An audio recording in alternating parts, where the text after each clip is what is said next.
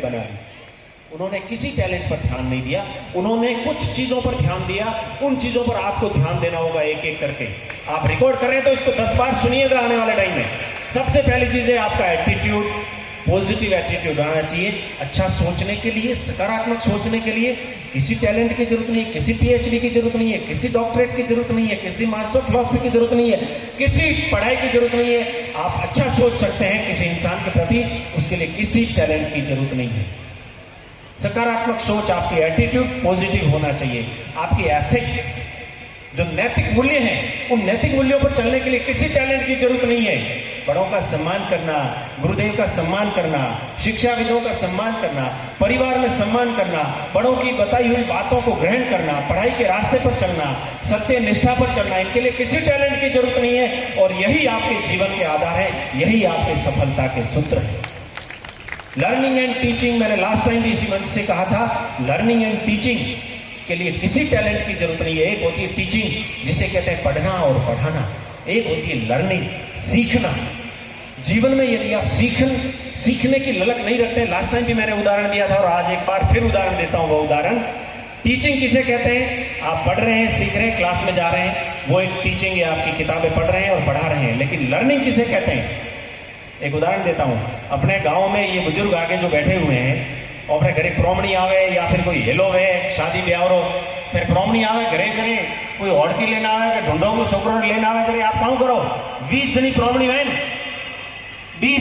20 लोग आए हैं। उन 20 लोगों के लिए एक माता बहन या एक बुजुर्ग आदमी अने साइड में बीड़ी पीता पीता, अने साइड भी धुआड़ो काटता काटता, ये मोटी भरे मरचा नाके, धड़ाक हल्दी धड़ाक डाल दी, उसमें एक रत्ती भर भी कम नहीं पड़ता है।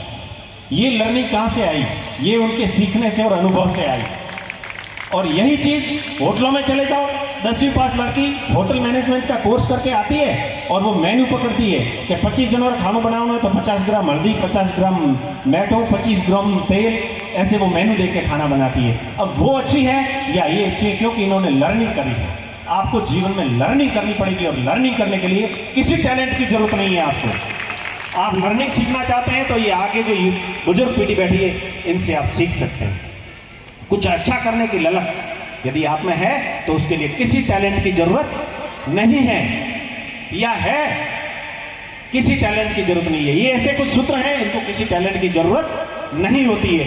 अंत में मैं एक चीज और कहना चाहूंगा, यदि आपके पास में पैसा है, पावर है, शोहरत है, if you have everything in your life, सब कुछ होते हुए भी यदि आपके पास में एक चीज नहीं है, तो आप इस दुनिया में, इन लोगों में अपनी जगह बनाने में कभी सक्षम नहीं हो पाएंगे। मान सम्मान, आबरू, इज्जत कमाने में कभी सक्षम नहीं हो पाएंगे। और वो है आपका व्यक्तित्व विकास, योर पर्सनैलिटी डेवलपमेंट।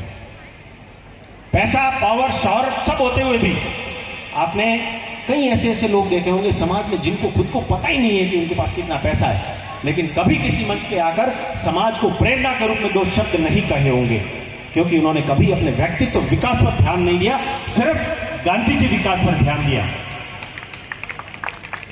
इसलिए वो नहीं कमा पाए नाम। आप यदि व्यक्तित्व विकास करना चाहते हैं, खास करें अच्छे लोगों के संपर्क में रहें, अच्छे इंसानों के संपर्क में रहें, अच्छी संगति करें। और हमेशा याद रखना, इस कलयुग के अंदर व्यक्तित्व विकास भी उसी का होगा जो संतों के सानिध्य में रहेगा। इस बात को यदि आपने नकार दिया तो 7 पीढ़ी में उद्धार। मैं गुरुकुल का छात्र हूं, मैं एक आश्रम में पढ़ा हुआ हूं, मैं समझता हूं कि इनकी वैल्यू क्या है और क्या नहीं है। अंत में एक छोटी सी कहानी के साथ में मैं मेरे शब्दों को विराम दूंगा, क्योंकि वीडियो साहब को आपको आज बहुत सारी जानकारियां देनी है शिक्षा को लेकर के। एक बार आपका समाज के प्रति, गुरु के प्रति, अपनों के प्रति और जो सुना रहे उनके प्रति समर्पण कितना होना चाहिए, और समर्पण जब तक नहीं है तब तक आप जीवन में कुछ नहीं कर पाएंगे, कुछ सीख नहीं पाएंगे। एक बार एक राजा था, खिला रहा था तो उसमें से थोड़ी सी खीर उनके सफेद कपड़ों पर गिर गई। जब वो खीर उनके कपड़ों पर गिर गई तो राजा आग बबूला हो गई और उनके चेहरे की ये सारी नसें तन गई। उन तनती हुई नसों को देखकर उस सेवक ने देखा कि आज तो थारी मौत तो पक्की है, आज हमारी तेरी मृत्यु तो राजा तेरे को काट ही देंगे। तब उसने सोचा कि अब उस सेवक का उस राजा के प्रति समर्पण कितना था वो देखिएगा। समर्पण तो यहाँ भी है। धीरे धीरे पंडाल, मैं अभी बैठा था तो वीडियो साहब को मैंने कहा वीडियो साहब अभी आपको एक दो पंक्तियाँ नजर आ रही है, लेकिन आप 11:30-12 तक धीरे रखिए, यहाँ टेंट में आपको जगह नजर नहीं आएगी। वीडियो साहब मेरी बात सही हुई है, बहुत बढ़िया, बहुत बहुत आभार। सेटल हो जाइए माता बहने, फटाफट सेटल हो जाइए। जब तो फॉरवर्ड पाइप कभी फूटो लगे तो पौनी लास्ट સુધી ले जाता है, इसलिए आपने अभी बीच में क्या है पाइप फोड़ दिया तो वो बात अंत तक नहीं जाती है। जल्दी से आप सेटल हो जाइए।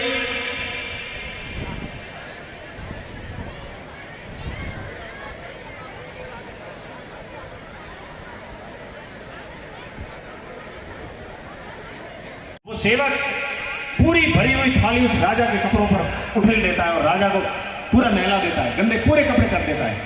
अब राजा को तो और आग लग गई कि भाई तूने ऐसा क्यों किया मेरे साथ। वो हाथ जोड़कर खड़ा हो गया और उसने कहा कि राजा साहिब, मैं आपका सेवक हूं और आप मेरे सर्वे सर्वा हैं। यदि ये तो मुझे पता था कि आपकी इस छोटी सी खीर के टुकड़े के गिरने से आप मेरी मौत तो कर ही देंगे, मुझे मार तो देंगे ही, लेकिन मैंने सोचा कि मैं गुनहगार नहीं कहा जाऊंगा और अपराधी नहीं कहा जाऊंगा। लोग आपको दोष देंगे कि राजा को इतनी छोटी सी गलती के लिए अपने सेवक को नहीं मारना चाहिए था, इसलिए मैंने आपको पूरा गिल्ला कर दिया ताकि मैं अपराधी साबित हो सकूं और आप मुझे मारने के लिए, मुझे दोष देने के लिए आप उसके लायक बन सकें। दुनिया आपको दोष नहीं देगी कि राजा ने बेचारा को इतनी छोटी सी गलती के लिए मार दिया। आपका समर्पण समाज और शिक्षा के प्रति और गुरु के प्रति इतना होगा तभी समाज का उद्धार होगा। नशा को लेकर मैं वीडियो साहब से गुजारिश करूंगा कि अंत में नशा को लेकर आप कहें, बाकी गुरुजी नशा को लेकर आपको कहेंगे। नशा प्रवृत्ति थोड़ी ज्यादा है। मैं मेरी वाणी को विराम दूंगा। मैं गुरुदेव के चरणों में शत वंदन और नमन करते हुए जय बोलो श्री राजेश्वर भगवान की जय हो। शब्दों में कहीं त्रुटि हुई हो तो माफ करें। गुरुदेव को नमन।